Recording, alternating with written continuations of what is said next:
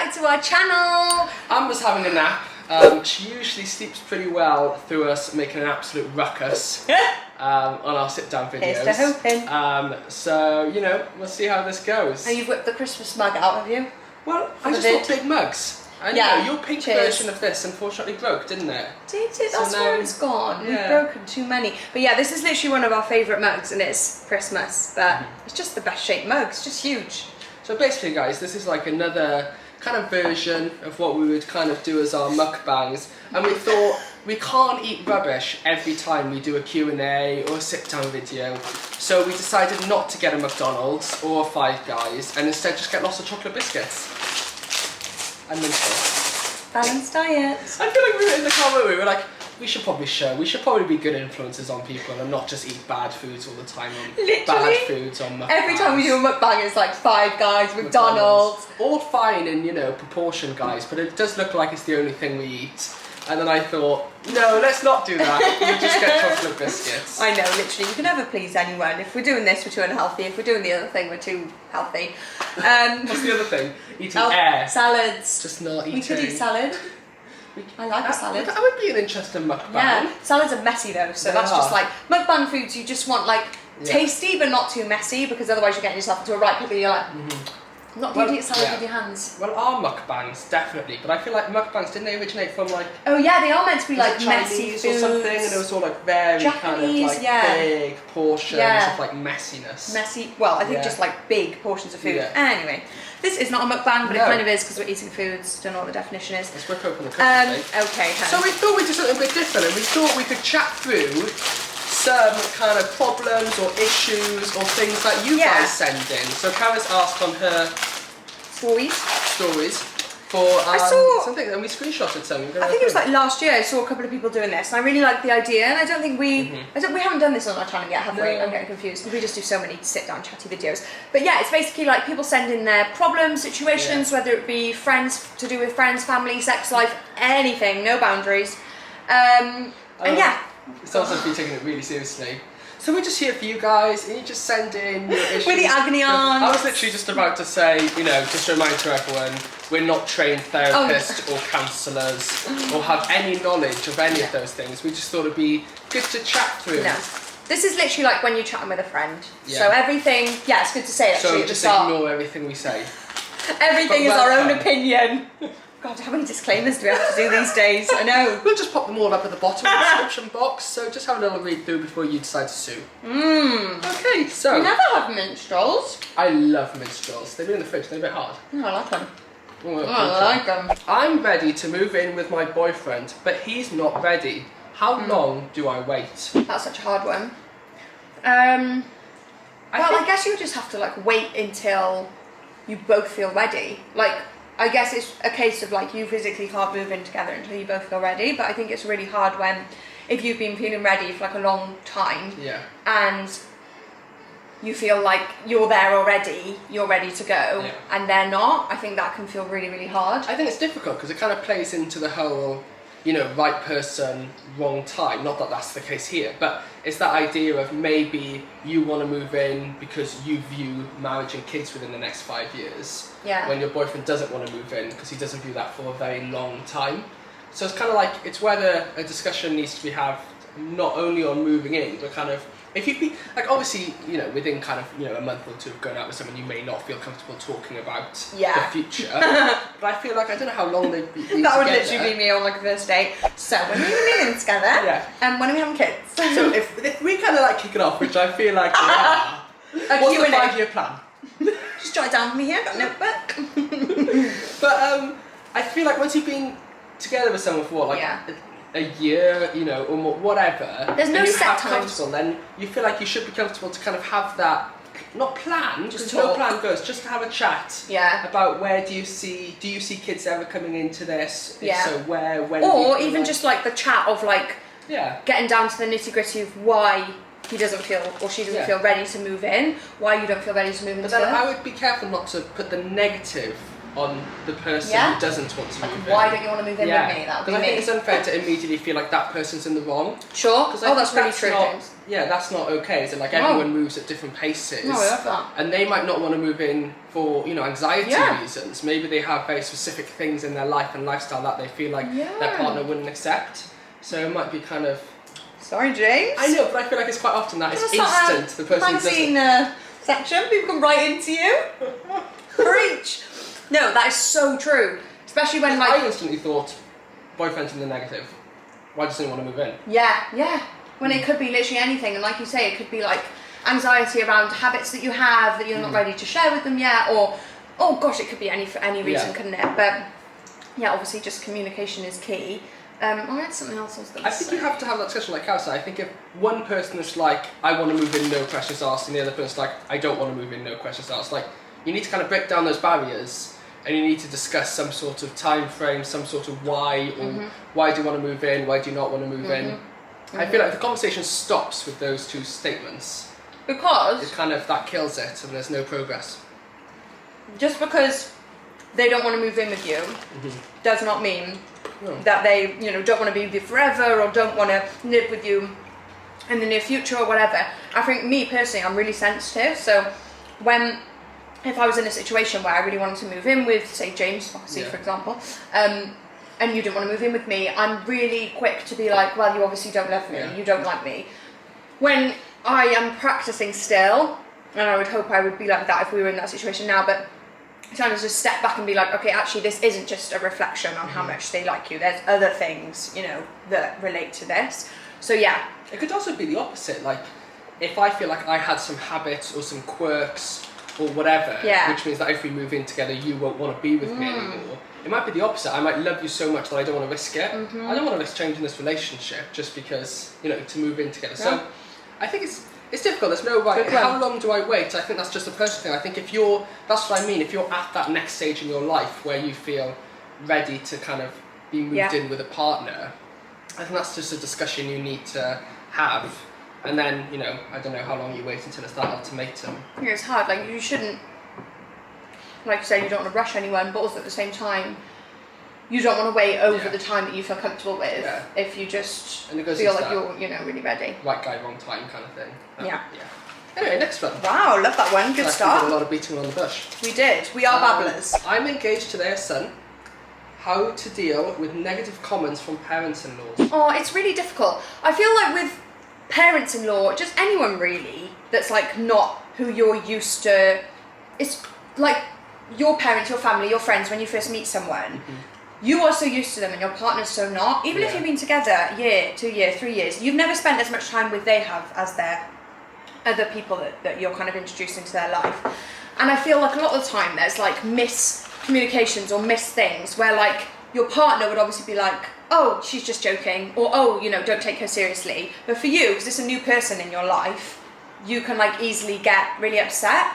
So like, I don't know what type of comments you're getting, but I know that it could be really stressful if especially like your partner then may like not be thinking of them as negative because he's like, oh, that's just what my mum's like, or oh, that's just what this is like. And for him, it's like, oh, that's just my mum. But for you, you're like, oh, that really hurt, or whatever like that. So that's the same with friends or meeting anyone that you're not used to the other person spending as much time with. Do you get me? But I also think it's interesting. We were talking about this the other day in terms of kind of family, isn't it? Whether it be cousins or whatever, how you're related to them, and so you see them, but would you necessarily choose them to be your friends? And it's similar to kind of parent-in-laws in terms of you're going to have to, obviously if they're really horrible, you don't have to have a connection with them, but like you should or you will have a connection with them, and then so there's less kind of, I don't know, it's weird. I think that's a really good point, because I think when I think about meeting people, I think like you say, when you make friends, you're like, I only want people in my life that get my vibe, that have my energy and all that. But with like mothers-in-laws or people's families, you want that connection, and I think sometimes your mind can get a bit confused of like, well, I'm not getting along with you like I get along with my besties, so you can get a bit like upset, when actually you just kind of want to have a relationship with them. They don't have to like be your best friend. Is that what you're kind of trying to say? Yeah, that is what I'm trying to say. And I kind of this get is obviously that. specifically about negative comments, which aren't right. Yeah, true. But I guess it's more because I think potentially parent-in-laws feel like they could get away with more, maybe. Because you're kind of tied into that situation. Oh, I see. So rather than trying to be nice and trying to be your friend. So one, that, and two, rightly or wrongly, usually parents are very protective over their kids. Yeah, so I will be. Probably wrongly. But and obviously by negative comments and stuff, it's going too far. Yeah, well, that's so true. I think you need to have a conversation with your partner. That's what I would do. Definitely. So you've got to talk to your partner to be like, your parents are really upsetting me. Saying that though, when you're an adult, it's more difficult when you're maybe teenagers. But you sound a bit older if you're engaged, so I feel like it's one of those. Would you ever bring it up? No, I was going to say I feel like the right thing to say, when you're being given the information, you're like, what would be the right thing is to just approach them, just tell them how you're feeling, and that is just what I'd never do. Do you know what I mean? Yeah. So it's so easy to say that, but I feel like no matter how old you are, sometimes you just don't want to do that. I think it's so easy to give the advice of, you have every right to stand up for yourself. Just because they're your parents-in-laws doesn't mean that they're allowed to give you crap. No. So you have every right to stand up for yourself, and hopefully your partner would kind of be there with you. But then at the same time, it's easy to give the advice going, well, they're your parents-in-laws, maybe just let it slide and deal with it. Just kind of shake it off. But then that's because not right. No, it's not. But that's easy. I know. But that's not right. Sometimes I slip into that loads. You just feel that mindset of oh, it's just it's just so much easier to let it slide. You want a good relationship with people, that's fine. But then it's not necessarily right. So if it is playing on your mind and really getting to you, then obviously. I think if you're anxious to bring it up yourself, it's good to talk to your partner. Yeah. And hopefully then next time you can bring it up, or you and your partner could bring it up and just be like, what you've just said is really it's not hard very because nice. because it's good to think if they actually are saying really nasty things, negative comments. I feel like I can't vision it because your mum would obviously never say, and your dad has never said anything. No, not to your face, only to me. Only behind my back. So when I'm answering, I'm thinking of maybe miscommunications in things that whatever. But actually no, if it's actually them saying Obviously nasty comments, then that's really hard and really I didn't really think about it that originally. Sometimes I feel like I'm in my own bubble, but then actually that might happen to some people, and that's horrible. It definitely could. And then it's your personality then, isn't it? Are you going to be someone who's hang on a minute, I don't care if my parents-in-laws, that's wrong. Or do you let it slide? And I think neither's the right or the wrong answer, because family dynamics are so difficult. They are. Yeah. They are. And so I think that's a good thing to take away from it as well, is you are not alone. If you're struggling, there's all that around parents-in-laws, family-in-laws, everything like that. So however you're feeling and whatever way you go to approach it, there's going to be someone that's been in the same situation that feels that way. Making friends in your 20s, how do you do it? We are literally the worst people to ask. I think it is so difficult, isn't it? Because where do you where in your 20s, unless I think you have kids and so you could potentially make friends with primary school mums, or Carys has more recently started going to mum and baby classes where she could potentially, but I think apart from Guys, I've made 2 friends, okay? Woo woo! I'm literally buzzing, aren't I? Yeah, I've been talking about it so much. It's so hard to make friends when you get older. Yeah. We always say that. We always say, I use my word loyal, and everyone takes I take the mick because it's just a strange word to use. I love the word loyal, but we have a small group of loyal friends. We can just say friends. Friends. We can just say friends. Loyal friends. Gosh, it's hot today. I'm sweating. We have a small group of friends. Knitwear. It's breathable knitwear. And yeah, we kind of, I made the decision anyway, as I got older and everything like that. I just wanted to keep people close to me that, brought positive energy into my life, made me feel good, valued me, and all of that. And yeah, we've got a small group of friends, but we struggle. We work from home, we work here every day, we work together every day. Where do we meet people? I know. I think that's the thing. You've got a few friends kind of coming through from school, but I think even if you're in a big friendship group in school, yeah, it doesn't last. No. I think it's so rare to have big friendship groups from school that the whole friendship group lasts. Mm-hmm. You might end up close to a couple of people within that friendship group, but I think that's rare. And also because when you're friends with someone growing up, it's so rare and unlikely that your personalities would stay a match, that your beliefs would stay a match. Yeah, yeah. Not that you need you know, similar beliefs and stuff to be friends, but it's that kind of, I don't know, it's strange, isn't it? And then when you're older, like, I think it's quite easy to make friends, not easy, but potentially easier to make friends when you've got older kids. You make friends with others, you know, because kids make friends and then you're kind of forced to make friends with their parents. But apart from that, unless you're joining clubs sports is the only way. or, you know, groups of some sort, or going to like the same yoga class every week, maybe you'd make friends there. But even that is tough, really isn't it? hard. Like, even if you are pushing yourself to go out there, everyone says join clubs, do this, do that. I went to mummy yoga. The only reason I could make 2 friends from that was because one of the girls I already kind of knew, so she'd found me on Instagram after our babies gave birth on the same day, and we were in hospital on the same day. She then found me, obviously I was too nervous. I was kicking myself, wasn't I? I was too nervous. So cute. I was getting along with her at the time, and I was like, this is it, we got a vibe, I'm making friends, hun. I'm going to be able to remember her child's birthday, because it's the same day as Amber's. This is a good start. I was like, this is great. So I'm going to ask her for a number, like, obviously never got round to it. And then I was just walking off like, bye! Like, literally in my head, like, you dick. To yourself. To myself. Not to her. No.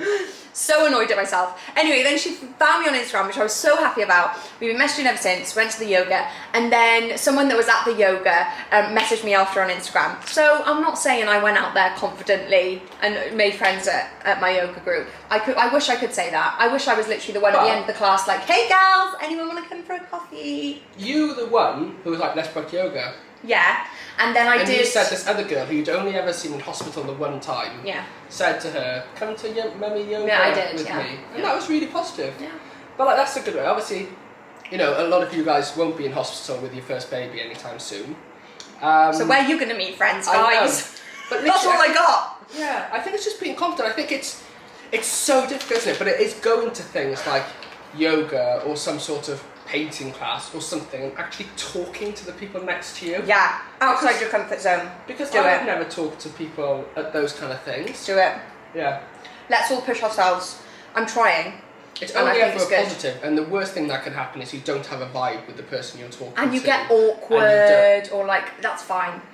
That's the worst thing. I was trying to be the worst thing that can happen is that you don't have a vibe and so you don't talk to them again. For Carys, it's like, it could be awkward, you could like fall inside of yourself. Awkward you silence. You just want to cry and leave. You collapse, you break down and you go. That is, you know, but that's realistic for me, because that is what sort of thing that goes through my head when I think about talking to someone in public. Yeah, let's all push ourselves to just keep creeping outside of that comfort zone. Start a club, say hello. You sound like a fitness instructor. Hello. Let's get outside that comfort zone, people! Come on, Peloton! How do I deal with not being in the mood for it all the time while my boyfriend is? So firstly, you shouldn't necessarily have to deal with it. I'm gonna think. Yeah, I like it. It's difficult, isn't it? Because it's not a negative... Yeah. If you have a discussion with your boyfriend or partner or husband where you're literally like, please stop asking me every single hour if I want to have sex, because I don't, and he continues to ask you, then you know you could probably hit him. But no, physical violence isn't okay. It's whether it's negative, you know, every day to be like, you in the mood for it? You in the mood for it, babe? Yeah, you fancy so? Depends how it's going across, isn't it? Yeah. It really does depend. Like, if they are crossing boundaries that you feel like you have set in place, I do not feel like doing that right now, and they are still trying to encourage you, then there is a line, and I feel like you've got your own line as well, and it's up to you whether they're crossing it or not, and like have that conversation with them. But like James says, I guess, you know, it's not immediately negative. I guess it's, you know, nice that they want to be like that with you. But yeah, everyone's got their own line, and I think it's good to set in place. But I think saying that, like, it's not that easy. Like, sometimes you don't want to set that line in place because you just feel a bit like, why am I not in the mood? Like, you want to be in the mood. I've had periods of time like that, 100%. We've both spoken about that, where you're like, why am I not in the mood? And I actually want to be in the mood, and so that's annoying. You don't want to sit down and set boundaries like, hi, please don't come touch me if I'm not in the mood. When actually... Wish everyone should just walk around with a sign. Yes. Not in the mood. Touch in the mood. No. Leave me alone. My sign would be on every day. No. I think the difficulty is, again, it's not immediately being negative to the person that wants to have sex lots, because that's not a negative thing. Just like it's definitely not a negative thing to not want to have sex. Or feeling negative towards yourself. Yeah. And I think it's very in society, isn't it? Of oh, my boyfriend, the boy always wants to have sex, just sex, sex, sex. And as the girl, obviously girls don't want to have sex that often. When, it's very often is the opposite way. Girls do like having sex as well, obviously. But that is the image. But the image is that it's always the boy. So I think it's good it's good to not always be negative towards the person that wants to have sex with, because there's nothing wrong with that. And I think the difficulty is that you should always feel comfortable with your partner saying no to sex. Yeah. Like, you should never feel pressured, even if you've said no for the last 7 days, 10 days, 2 weeks, whatever. If you're not in the mood and if you don't want to do it, then that's fine. But then I also think you have to be open then to your partner, whether it's a boyfriend or girlfriend, after kind of a long period of you saying no to sex, just being like, why don't you want to have sex with me? Is there something we could work wrong on with together? the relationship, or is there something, do you not really have that sex drive? Because I think that's also a fair question in terms of if this goes on for a really long period of time. Yeah. That some people, sex is very important in a relationship, when other people, sex isn't important in a relationship. 100%. And again, neither's right and neither's wrong. And I think it's just a conversation to have. Just like, maybe in your relationship it's important that you and your partner have a date night every week. It's things you discuss. 100%. So I think it's just being on the same page with, maybe if your sex drives are completely opposite scales, it's something to discuss about how that's going to work going forward. Yeah, literally, like, you can even do something silly like put a plan in place, put a schedule in place. It could be whatever works Schedules for you. work, but then if you really don't want to have sex come that day, then obviously it's on the schedule. You don't have to have sex come that It's on day. the schedule, hun.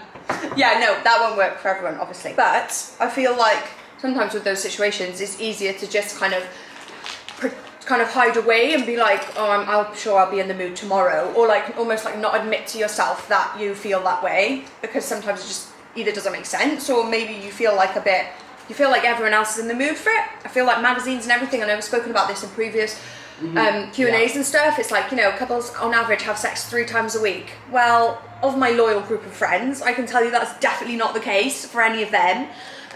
So where did that magazine get that stat from?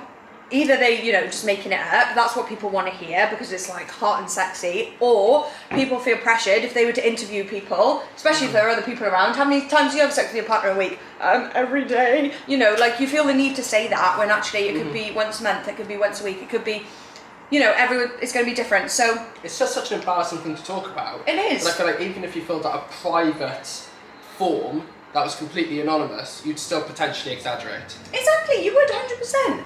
And so that can often make you then feel like when you're not in the mood, you kind of just got to hide away and pretend that you like have other reasons why you're not or whatever. When actually, just take a step back and be like, actually, I'm not in the mood, and that's okay. But I just want to communicate with my partner how that feels. Exactly. But like, just to reiterate again, it's completely normal to have a very high sex drive or to have a very low sex drive. Oh, definitely. And it's just about communication in the relationship to try to make that work if you do have very opposite sex drives. Because how that could work in a relationship. I don't know. I don't know either.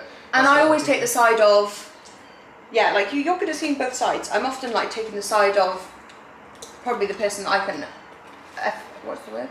Relate to most, but like I'm always kind of like, you don't have to have sex if you don't want to. But then you're right, like if you are someone with a really high, no, that is true. But if you are someone with a really high sex drive, it's also okay to feel upset or frustrated if your partner doesn't want to have sex with you. You're good at seeing both sides. I think that's the thing. I think at that moment in time, you don't have a right to feel upset or frustrated if your partner's like, but I feel like long term, if kind of after a few months of being together, you aren't having sex as often as you personally would like, then it's just good to bring up a conversation. Yeah. And be like, do you think this is, whatever. I don't know. Both but I think it's just something, you both want what you want, essentially. That's the difficulty. Yeah, exactly. I don't know if I'm still in love with my boyfriend or if I'm comfortable. I think that's quite interesting. I think that's really interesting as well. And I hear that talks about quite a bit. Yeah. What do you think? And it's the same, you get the same with I don't know if I'm in love or if we're just friends. Because what is love? People often again say, oh no, I can't be in love with him because I don't want to have sex with him all the time. Yeah. And again, I don't agree with that or believe in that. Like just because you don't want to have sex every day with someone doesn't mean that you're better off friends. No. It's so complicated. Unless you have a high sex drive apart from with that person, then maybe. Anyway. yeah, exactly. But as long as it suits, there's all sorts of points to this, isn't there? There's lust and love, which people get confused at as well. It's like, just because you're lustful towards, Zac Efron, doesn't mean, and you don't feel as lustful towards your partner as you do towards Zac Efron, you feel like you're not as in love. That's not the same either. You don't have to be head over heels lustful, wanting to, jump on them all the time to be in love. But then also, I do see the points of when have you just got uncomfortable. I think it's interesting though. Sorry, the camera just turned off and then we were anxious that it wasn't recording for ages. But don't worry guys, all the footage is there, we think. I took the time to do my hair up. So yeah, sorry, what I find interesting is if I'm in love with them or I'm comfortable, as if, what does being in love mean? That you're like on edge the whole time? Yeah. That you're like, oh, I don't know if they love me back. Because like the start of a relationship, like you love, you may love your partner, but you're like, do they love me back? Are they seeing other people? Are they cheating on me? And it's that kind of like, you don't know them well enough to fully trust them. You are comfortable when you're in love. So you should be comfortable when you're in love, shouldn't you? I saw a really good thing, I can't remember if it was on Instagram before, about this type of thing, and it was saying about like there's a difference between being comfortable with someone in a negative way and comfortable with someone in a positive way, and it was like listing points of like ideas behind how you might see if you view it, and I can't remember the exact things, but it was like comfortable in a negative way is kind of like when they're going to pick you up from a night out, they're going to do this, but you don't actually enjoy spending time with them. Yeah. So like the comfortables in a positive way is like, you can fart in front of each other, you can spend time in silence, you can do all that. They're good comfortables. They mean you're really comfortable together, but as long as you've got them along with you enjoy spending time with them, you enjoy them as a human, you respect them as a human. Whereas if you I don't enjoy spending time with them, I don't respect them, I don't, I don't feel like they lift me up or benefit me in any way, but I feel comfortable because they help me. That's the thing, isn't it? That's the negative. If when you're thinking I'm comfortable, as in like we live together now and I can't bother finding somewhere new. We share similar friends. That's going to be effort if we break up and stuff. Then that's a negative comfortable. But I guess I think you can feel comfortable and then go, no, there's still actually no one I'd rather spend time with than this person. And I think that's all I ever think of. Yeah. The second I feel like I'm fed up with you, I go and spend some time on my own, and I'm like, I'm bored now, I want to go back and see Carys. Yeah, 5 minutes without me and you got you feeling like that. I want a baby, but my husband doesn't. How do I convince him that it's time to start a family? Oh, that's a hard one for both people. I've changed her, guys. She stopped being viewing things on one person's side. I'm seeing both sides. Turns out it went dead because the battery was gone, and then I tried to do it with this. Oh, but anyway, we're fine now. We're back. So well done, seeing things both sides. Let's yes, how to start a family. I feel like broken record, just being like, communication is key. We were actually having this discussion the other day that I think it's difficult, because I think naturally one person often wants to start a family before the other. But I think if you start a family, if you convince your husband who really doesn't want kids, or if you convince your wife who really doesn't want kids at that point to have them, I just feel like that once the baby comes, you might feel negative towards them. So like if the baby was crying through the night, they might be a bit like, well, I didn't want the kid in the first place, so why don't you go and look after it? Yeah. And it's kind of that, I feel like you really do have to be in parenthood on the same page. Yeah, you want to go into it on the same page. Yeah, because I think, if you are going into it as a pair, then I think, it's... Like, that's not always going to be the case. Like, if you had a baby, if you convinced your partner who didn't want, and then the baby was born, obviously there's loads of situations where that'll be absolutely fine. Mm-hmm. But you wouldn't want to look back and think, I shouldn't have pushed him when he wasn't ready or whatever. And of course, just like in the relationship, kind of like, my life's changed and I'm really not sure if I like it, and I'm not ready, and work's so hectic. And it's such a big change, isn't it? It's such a big change. You both want to be ready, but at the same time, I think, I'm just validating the point that it is really hard when you feel ready and your partner doesn't. It's trying to go into it that you're both excited and looking forward to having the kid, rather than one person just being convinced and kind of being like, yeah, fine, if that's what you want. Yeah. But then I guess if you're, I don't know, again, it's all about communication, isn't it? And like, if you feel like, if that husband is never going to want to have kids, and you really want to have kids, then it's like, is it then okay that he has kids because he loves you? Do you know what I mean? Like, so say I didn't want to have children, which is perfectly fine, and you desperately did, and you were like, me having kids just to please you, because I wanted to stay with you. I don't know, it's weird. Anyway, it is a weird one. But also, I feel like loads of the time, people are a bit kind of hesitant towards having kids, one of them, and then they have it, and then they're like, oh, you know, this is great, this is amazing. So I feel like there are a lot of situations where that does happen. It's the biggest life-changing event that is completely irreversible. So it depends if you know your partner. Like, say if you knew your partner and you just knew that he wasn't the type of person to be like, can't wait to start a family, let's start trying for a baby. But you knew them inside out, and you knew that they were going to, you know, as soon as they knew you were pregnant, they were going to be like, right, this is it, I'm ready, blah, blah, blah. Because not everyone feels like they can take that step into being like, ready to start a family, let's start trying for a baby. You know, not everyone is like that, but if you know them and you know, I'm not saying it's right to like, you know push them.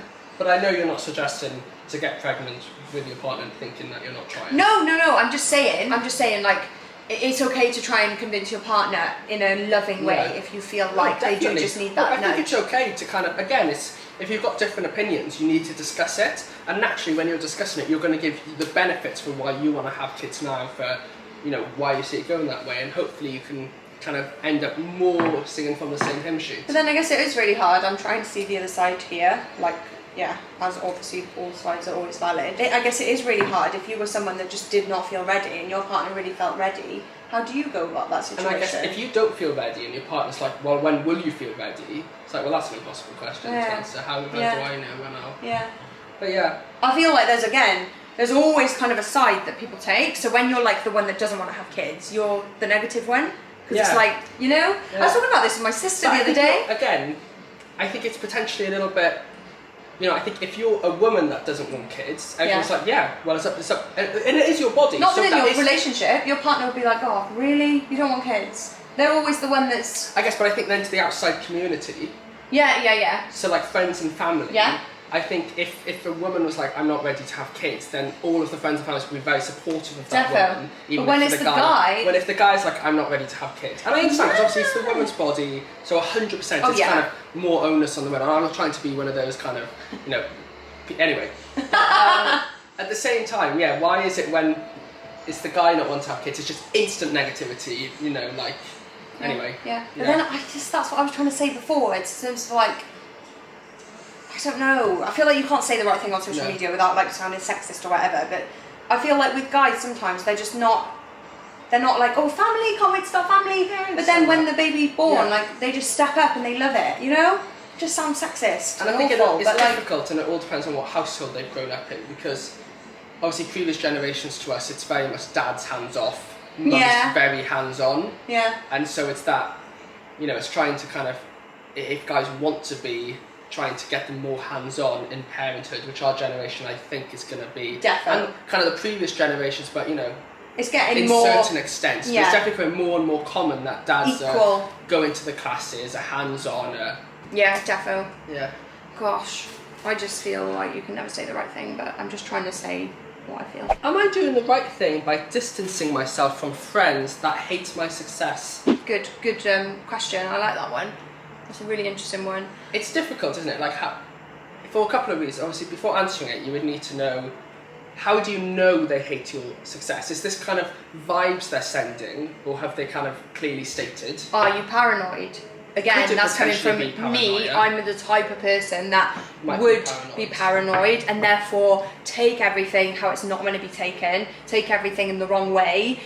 So it's really good to kind of... there's been times in the past where I've like, you know, read a message from a friend and been like, oh, she's obviously annoyed with me. And James has read it and been like, are you okay? She literally said like, how are you? I'm like, yeah, but she didn't put a kiss. Like, she's really upset with me. Do you know what I mean? Like, I'm the type of person to blow everything out of proportion. You're the type of person to just keep your head on straight and see things for how they are. So it's good to take a step back and try and view it from like a neutral perspective. But if you know, that's definitely a situation that could easily arise if someone's succeeding and someone's not. It's a very natural thing for someone to get, for there to be difficulties there. And I think it's really difficult, and again, this is kind of like keeping friends from high school and stuff. I think it's very difficult when you're best mates in school, you might have same interests and hobbies, and then you go to different universities, you potentially come out and one gets a far more high-paid job than the other, one kind of buys the house before the other gets married, whatever. And it's that kind of like, it's not a competition, but you can... That's when it's sometimes a bit difficult to stay friends when like if you can't be happy for them and then instead you're a bit jealous, thinking we were literally the same person in uni, and you're living a life that I want to live, and it's often because of that, like you always say, lack of self-love, lack of self-confidence, lack of kind of you know, but in terms of, I mean, again, everyone gets jealous and everyone struggles. I think jealousy is perfectly natural. It's so natural, and like I always preached on my story, you know, comparison's the thief of joy. Everyone knows not to compare. Everyone wants to be like that, but it's really hard not to. But there is a line, and when you've got friends that, as you say, hate your success, then I do think it's valid to distance yourself 100%. I always, you know, I was a bit wobbly on it in the past, but now, from my experience, I'm very much a preacher of fill your social media with things that bring you positive energy and fill your social groups with friends that value you and bring positive energy into your life and value you for who you are. Your success is separate, it's part of you, and that's great, but there's also a million other parts of you that people should love you for. Do you get me? So like, even if they were a bit jealous of your success, they'd still love you for all the rest. So, you know, jealousy's not written off the cards, but it should never change. Written off the cards, but it should never be how they change how they love you as so a I'm human. gonna see, this is interesting though, because I am actually on the one question so far that I think it's actually very difficult to take the opposite point of view. I'm gonna take it, and I'm gonna say, I think you need to have that conversation with your friends, because if they are off with you or if they're upset with you, I kind of understand the view. So say one person was off chasing their goal. It's happened to me that like you feel like you're best mates with someone and then they end up getting a job and they throw themselves so hard into their work, you literally never see them, you never hear from them. And yes, that person's successful in their career, but you know, it's not that you hate their success, but you're like, you now don't care about me because of that success. So I think you need to have that conversation with your friends, and you need to say, I'm getting vibes that you're not liking the fact, I wouldn't use the word success necessarily, that this is what I'm doing with my life, that, you know, I'm working hard in my career and I'm enjoying it and I'm being successful. You know, is that true, and why is that? And they might be like, you know what, it's not necessarily that, it's that, you know, we used to go out for coffee every Saturday lunchtime, and now you work every Saturday, and I just feel like you don't make time for me anymore. I never thought of it like that.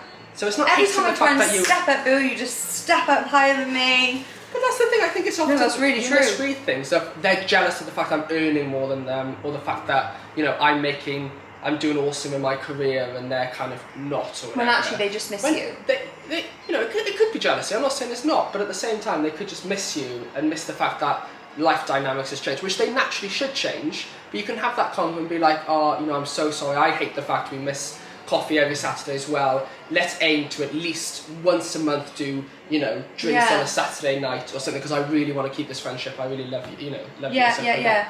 I think that's really, really good point actually. There will be a fine line between a friend that is struggling with change and is struggling with those differences in your new life, your new dynamic, or a friend that is struggling themselves with their own, you know, jealousy and their own this, and they are just feeling bitter towards the fact that, you know, you're doing well or whatever. And I think as well, it's good to kind of, if you are going to choose, if you do feel like they are just really being bitter for absolutely no reason, you don't feel like they actually kind of want to be your friend, it's just that it's gotten to that point, then I think it's good to distance, but almost like distance with, like, I feel like to distance yourself from a friend and to keep it positive for you, you have to distance with like love. So not distancing being like, actually no, I hate you now, bye.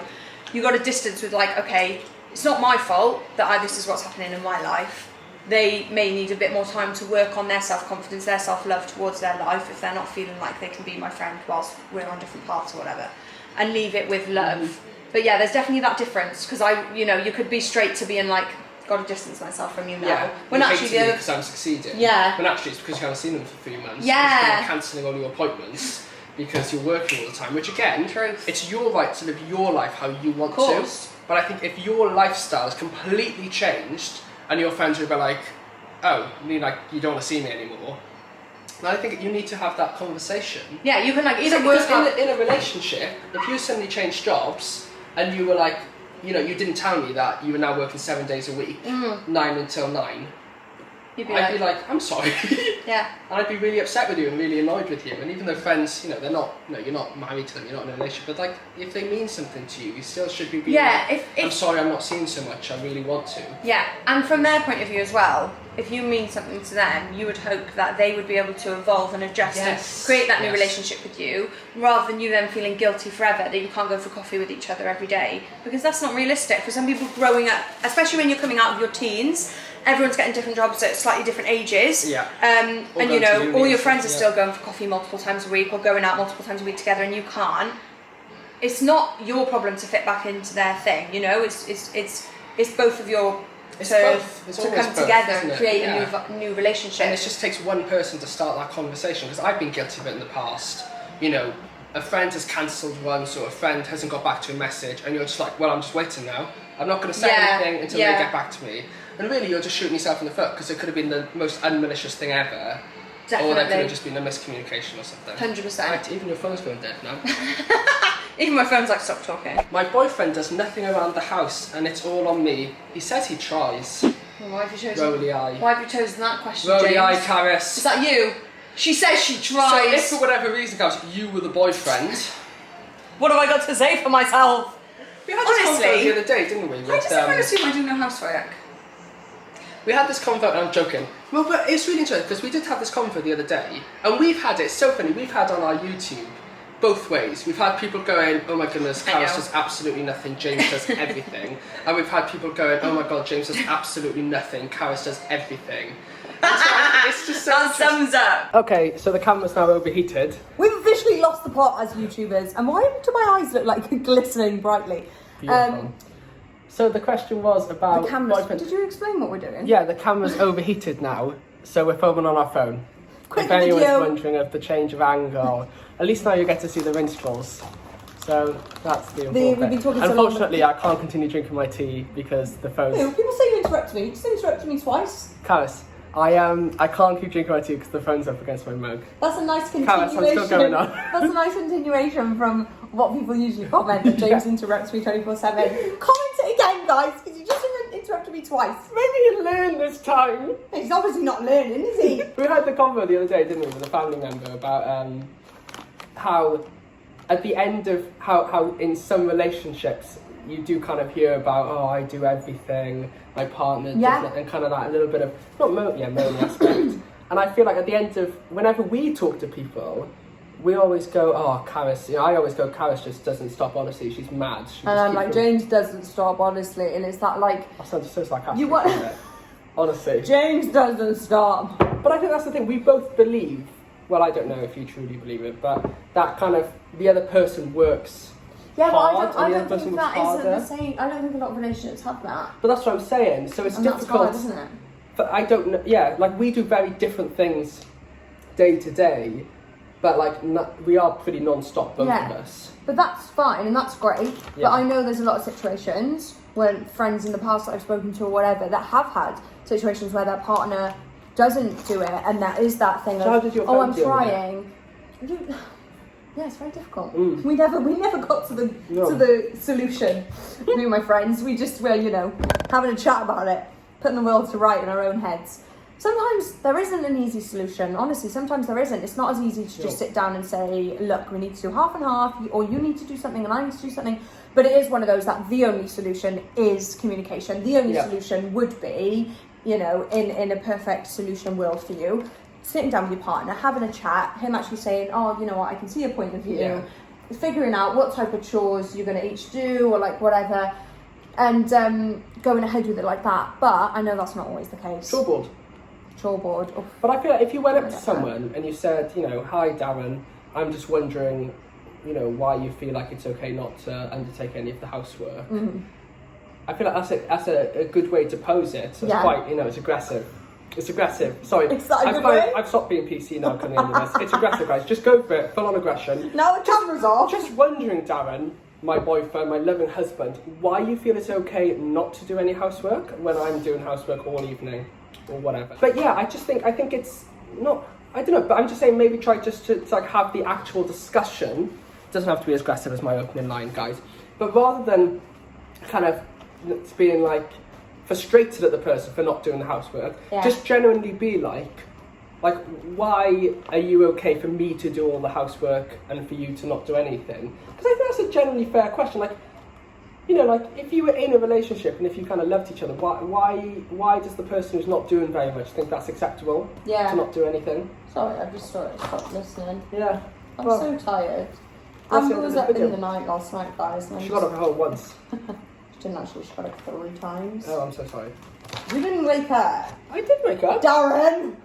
Well, it was boiling last night as well. No, you're Darren! It was boiling last night as well, so we were just up all night, weren't we? Sweating basically through the sheets. There we go. So that's a good end to this video. We hope that you enjoyed. I don't think we solved any problems. So you were in getting this video. serious then, trying to solve that problem. I'm sweating through the sheets. Yeah, I've come to an end. No, we haven't solved any problems, but that's fine. We've chatted around the problems. We're not like we said. We do not know all the answers. We are not perfect. So Speak for yourself. So I've lost the plot at this point. thank you so much for watching. Probably you, had to step through that whole thing. I know. Gosh, it's okay. a bit loud. You really do want to go. Hi. She's fine. Thank you guys for watching. I hope you enjoyed. Let us know if you'd like us to film another one of these very messy, hectic chat with us videos. We love chatting with you. I loved reading all your situations. It was really lovely, and I love chatting. Even though, I like these sit down chatty videos. I hope you guys do too. Yeah. We'll see you soon. And don't be mean to us because we're not perfect. We probably said a million wrong things. So please, we're just normal people. Here come the PC police after trying so hard. I know. Okay. Love you guys. Thanks Very so much for shiny. watching. Love you. Bye. See you. Bye. Mwah.